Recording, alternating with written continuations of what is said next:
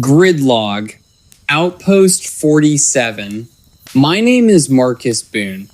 I was a field technician for Pacific Northwest Power and Grid, assigned to Outpost 47, a remote substation deep in the Olympic Peninsula rainforest. This isn't a ghost story. It's my final maintenance log, recovered from the station hard drive on the 18th of October, 2025.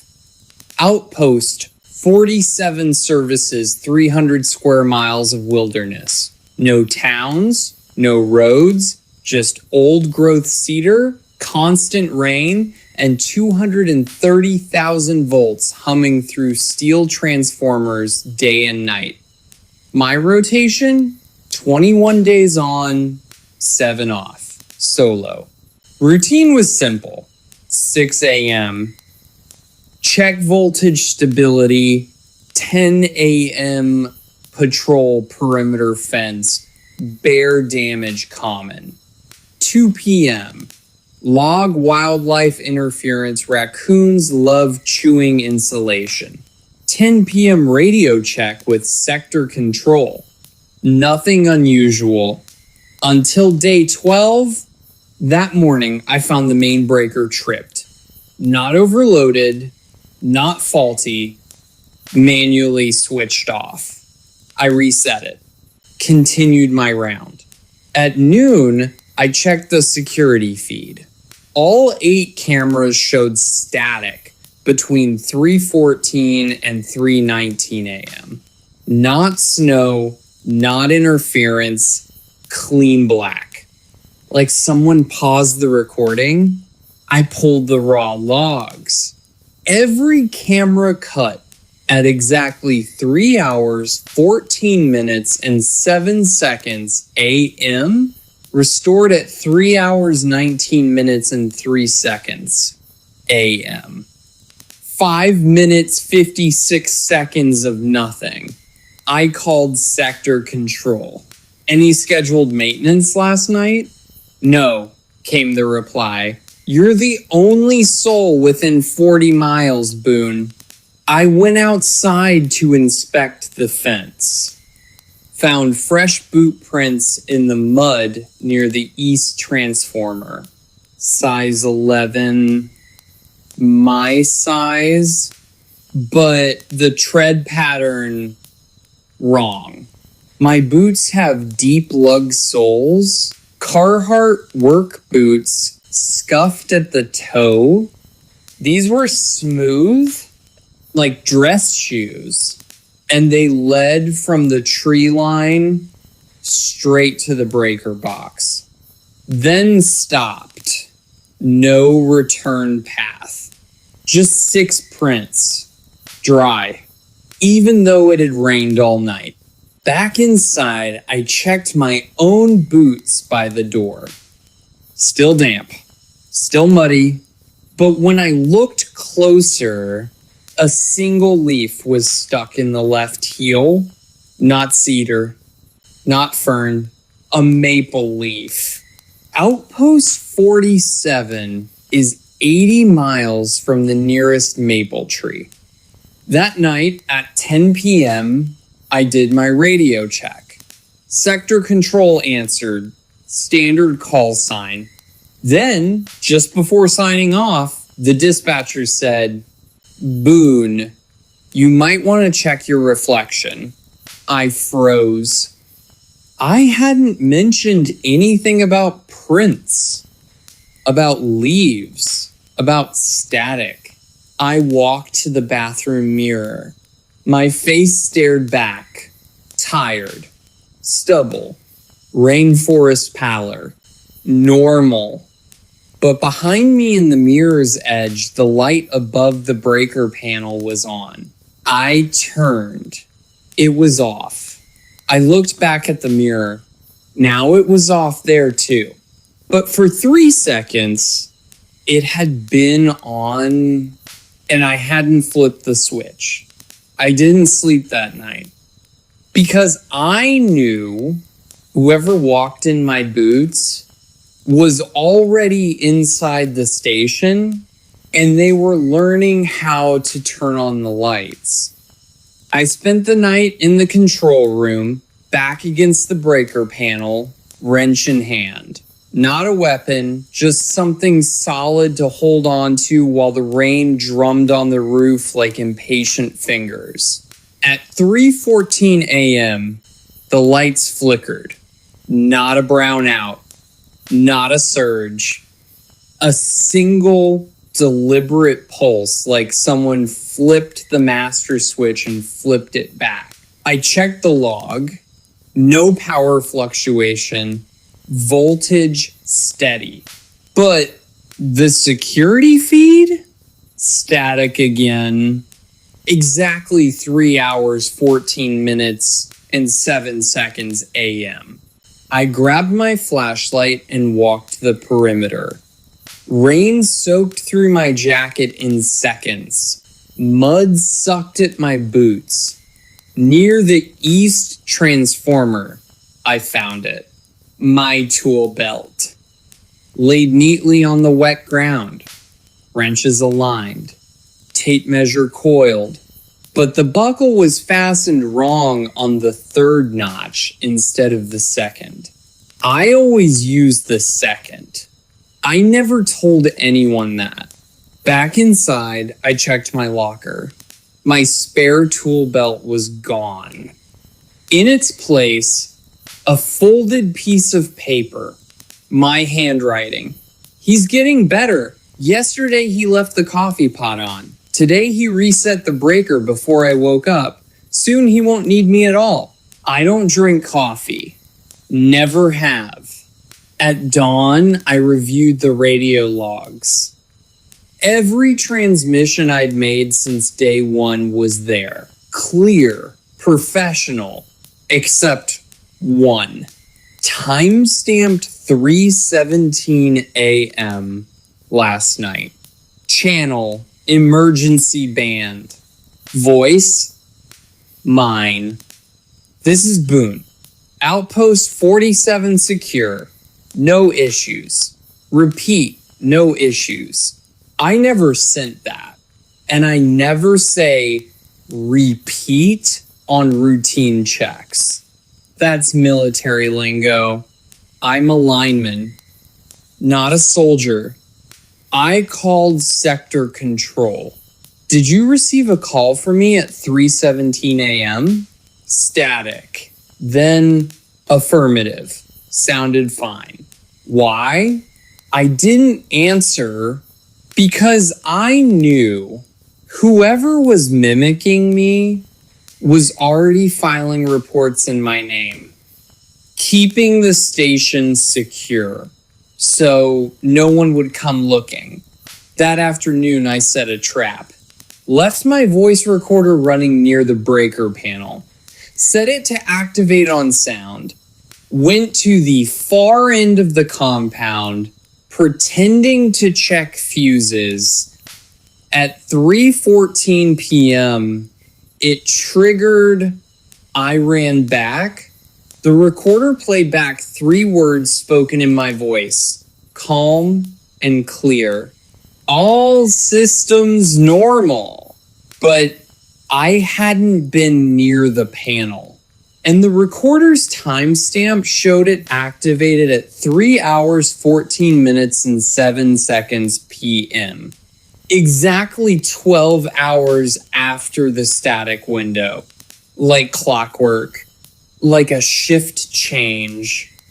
I pulled the hard drive, scanned for remote access, nothing. Then I checked the backup generator log. It had cycled on at 3:19 a.m. for exactly 5 minutes, 56 seconds. Long enough to power the cameras during the blackout. But why? Unless it wasn't hiding itself. It was recording itself, practicing, learning how to move in front of the cameras without triggering motion alerts, learning how to sound like me over the radio. Learning how to be Marcus Boone well enough that when I finally vanish, no one will notice the difference. Tonight, I'm not sleeping. I've wired the main breaker to a dead man switch. If my heart stops, or if I stop sounding like myself, the whole station goes dark.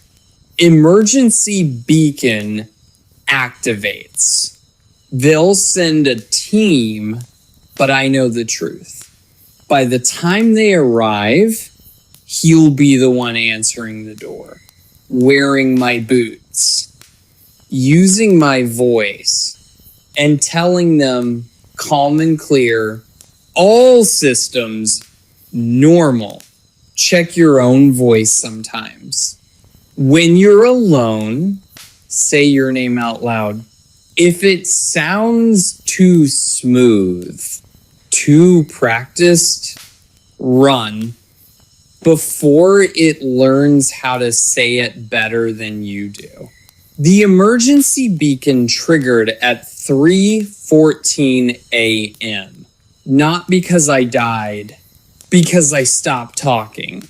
I'd been silent for 12 hours, no radio checks, no log entries, no voice on the intercom. Protocol says if a technician goes dark for more than 8 hours in a high-risk zone, dispatch sends a rapid response. At dawn, the chopper came. 2 men, utility uniforms, no insignia, just black jackets with PNW grid stitched in silver thread. They landed in the muddy clearing, boots sinking as they approached the chain link fence. I watched from the control room window, heart pounding. One of them raised a hand toward the gate. It was already open. I never unlocked it.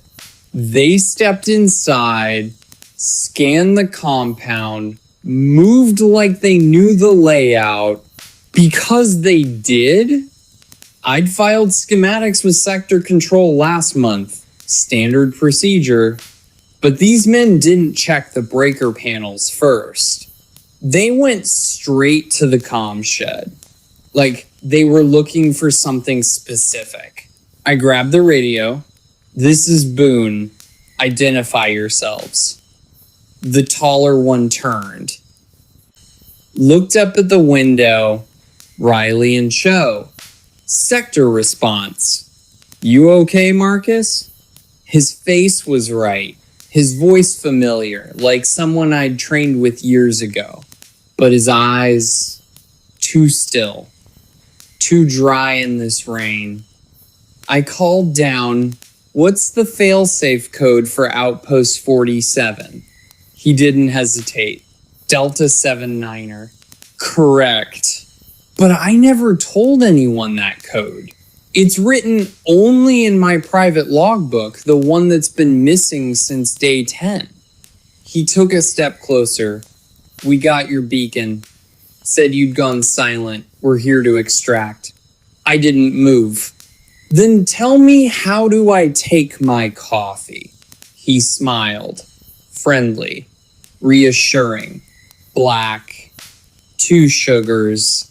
Always in that dented thermos. I don't drink coffee. And my thermos isn't dented.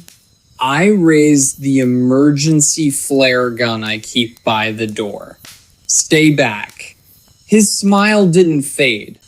Just shifted like a photo slightly out of focus. You're not him, he said softly. We know that now. The real Marcus Boone filed a clean log last night, said everything was fine. Then you tripped the beacon. Why? My blood ran cold. Because if he thinks I'm the imposter, then the thing wearing my voice has already won. Behind Riley, Cho opened the comm shed, pulled out a radio, spoke into it my voice, clear and calm. This is Boone. False alarm. Technician experienced acute stress reaction. Recommend immediate extraction for psych eval. I lunged for the main switch. Too late.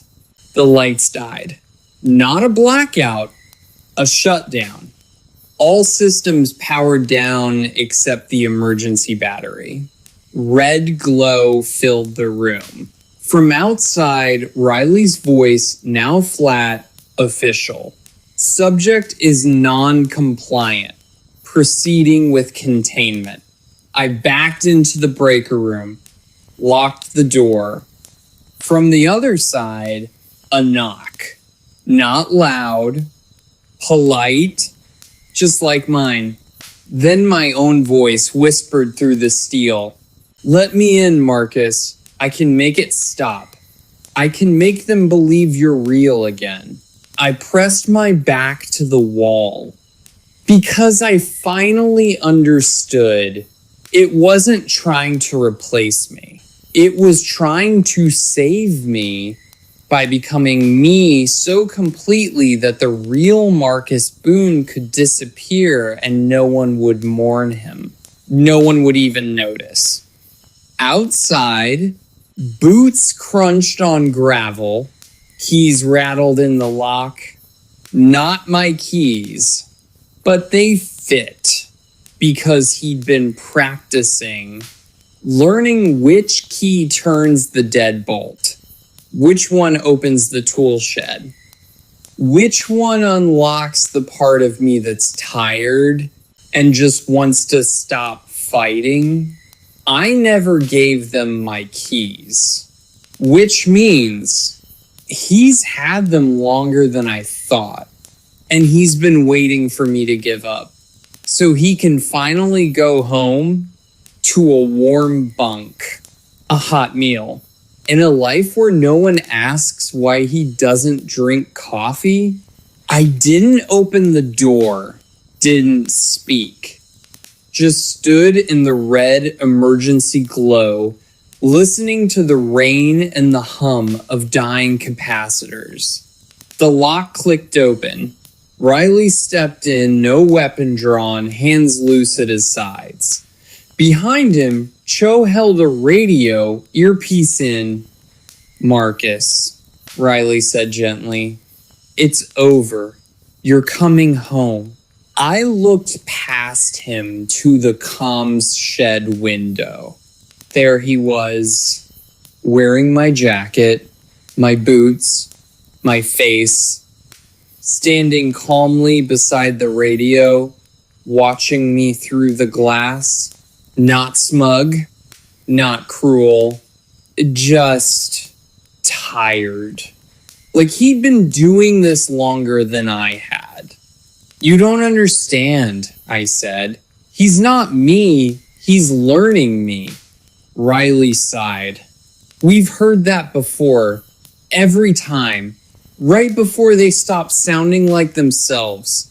He took a step forward.